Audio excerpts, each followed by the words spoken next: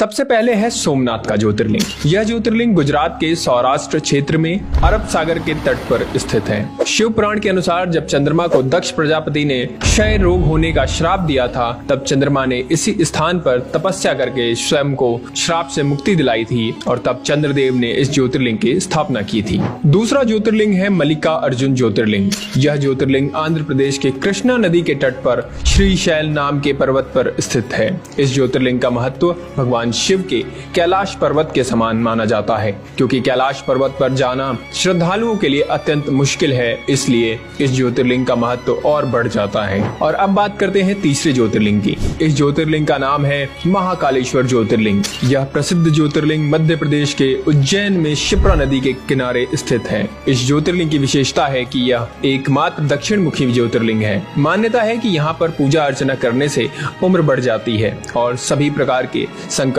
टल जाते हैं। चौथा ज्योतिर्लिंग है ओमकारेश्वर ज्योतिर्लिंग। यह ज्योतिर्लिंग मध्य प्रदेश के प्रसिद्ध शहर इंदौर के पास स्थित है। जिस स्थान पर ज्योतिर्लिंग है उस स्थान पर नर्मदा नदी बहती है और यह नदी चारों ओर बहती है, जिसमें यहाँ ओम का आकार बनता है, इसलिए इसे ओमकारेश्वर के नाम से जाना जाता है। मान्यता है कि तीर्थयात्री सभी तीर्थों से जल लाकर ओमकारेश्वर में अर्पित करते हैं और तभी उनके सारे तीर्थ पूरे माने जाते हैं। पांचवा है केदारनाथ ज्योतिर्लिंग।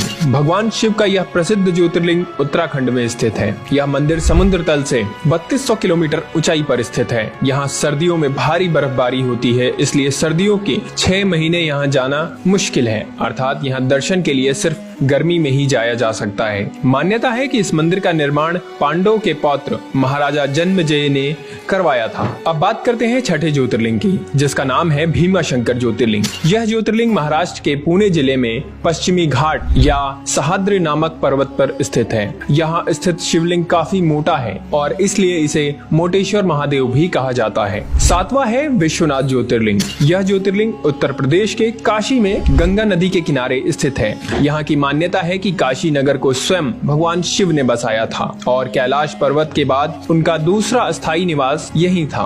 कहा यह भी जाता है कि काशी भगवान शिव के त्रिशूल पर टिका हुआ है और माना जाता है कि जिस जगह ज्योतिर्लिंग स्थित है वो जगह कभी भी लुप्त नहीं होती और सदियों से वैसी की वैसी स्थापित है। कहते हैं जो भक्त इस शहर में आकर भगवान शिव की पूजा करते हैं उन्हें हर तरह के पाप से मुक्ति मिल जाती है। आठवां ज्योतिर्लिंग है त्र्यंबकेश्वर ज्योतिर्लिंग। यह ज्योतिर्लिंग गोदावरी नदी के किनारे महाराष्ट्र राज्य के नासिक जिले में स्थित है। कहा जाता है कि गौतम ऋषि और गोदावरी नदी के बुलाने पर भगवान शिव को इस ज्योतिर्लिंग में आकर बसना पड़ा था। इस ज्योतिर्लिंग की सबसे खास बात यह है कि यहाँ ब्रह्मा, विष्णु और महेश तीनों ही विराजित हैं, जबकि अन्य सभी ज्योतिर्लिंग में केवल भगवान शिव ही विराजित हैं। अब बात करते हैं 9वें ज्योतिर्लिंग की, जिसका नाम है वैद्यनाथ ज्योतिर्लिंग। यह ज्योतिर्लिंग झारखंड राज्य के देवघर में विराजमान है। मान्यता है कि इसे लंकापति रावण ने स्थापित किया था। दरअसल इस शिवलिंग को रावण ने अपने 9 सिरों की भेंट चढ़ाकर भगवान शिव से वरदान मांगा था। 10वां ज्योतिर्लिंग है नागेश्वर ज्योतिर्लिंग। यह ज्योतिर्लिंग गुजरात के बडोदरा क्षेत्र में गोमती द्वारका के पास स्थित है। इसके अलावा कुछ लोग उत्तराखंड के अल्मोड़ा जिले में स्थित जागेश्वर शिवलिंग को भी नागेश्वर ज्योतिर्लिंग मानते हैं। 11वां ज्योतिर्लिंग है रामेश्वरम ज्योतिर्लिंग। यह ज्योतिर्लिंग तमिलनाडु के रामनाथन जिले में मन्नार की खाड़ी के पास स्थित है। यह भारत के दक्षिणी भाग में सबसे अधिक देखे जाने वाले मंदिरों में से एक है। मान्यता है कि यहाँ भगवान राम ने वानरों के साथ मिलकर लंका पर चढ़ाई के लिए राम सेतु बनाया था और यही उन्होंने रामेश्वरम ज्योतिर्लिंग की स्थापना की थी। इस दिव्य तीर्थ को भारत के 4 धामों में से एक भी माना जाता है। और अब 12वां यानी कि अंतिम ज्योतिर्लिंग, जिसका नाम है कृष्णेश्वर ज्योतिर्लिंग। यह ज्योतिर्लिंग महाराष्ट्र के दौलताबाद से लगभग 18 किलोमीटर दूर बहरौल गाँव में स्थित है। इस मंदिर का निर्माण देवी अहिल्या होलकर ने करवाया था। धुष्मेश्वर महादेव के दर्शन से सभी पाप दूर हो जाते हैं और जीवन में सुखी सुख आ जाता है। तो दोस्तों ये थे भगवान शिव के 12 ज्योतिर्लिंग, जो सिर्फ भगवान शिव के स्थान ही नहीं बल्कि हमारी संस्कृति और भारतीय धरोहर का भी एक अंग माने जाते हैं। इसलिए अगर आपको वीडियो अच्छी लगी हो तो हमारे चैनल को सब्सक्राइब करें और हमारे फेसबुक पेज को फॉलो करना ना भूलें।